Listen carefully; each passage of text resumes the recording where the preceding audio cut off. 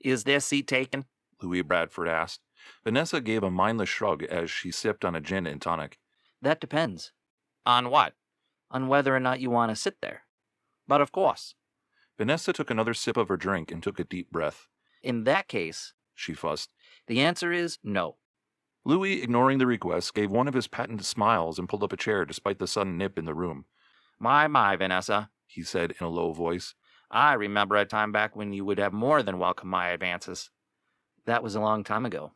Louis tried to give one of his lost puppy dog looks, though the grin currently plastered on his face seemed to be permanent. I wonder what's changed.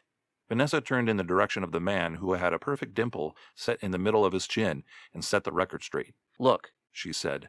I'm sure you're more than capable of picking up any woman in this bar. Louis glanced around an otherwise empty Dewdrop Inn and smiled.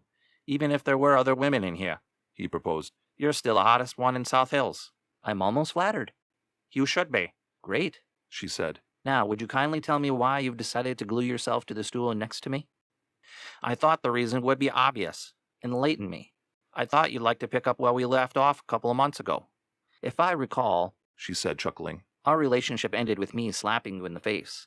Which was actually kind of erotic. Vanessa took a sip of her drink and sat it down on the bar ledge. Her unwanted companion chugged half of his Coors Light. You're a pig, Louis. I've heard worse. He said, stifling a burp. Now that you mention it, you want to know what I think doomed our relationship? Let me guess. Vanessa said. It was the fact that you cheated on me with half the women in the South Hills? Ha. He said, taking a deep breath. And here I thought it was because you wanted attorney Martin Wheeler. Please. She huffed. Marty and I were way through before I met you. Still, He continued. you were quite smitten with him. Vanessa took another sip from her gin and tonic. For the record, She disclosed. I was the one who broke up with Marty.